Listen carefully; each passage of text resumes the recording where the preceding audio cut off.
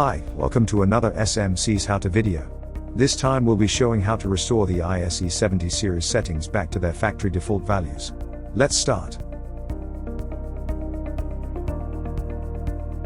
Here we can see that both pressure unit and display color have been modified and don't match with the factory default settings. So, to change all switch settings back to their original default values, first press and hold the set button for longer than 3 seconds until F0 is shown flashing.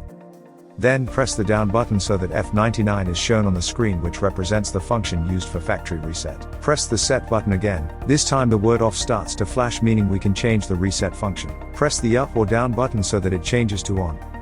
Here, press and hold the set and down buttons simultaneously for 5 seconds or longer.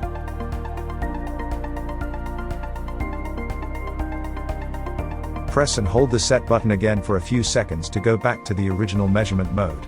Now pressure is displayed in the default unit of megapascal and the display screen color is red. So, you've seen how to reset the ISE70 series.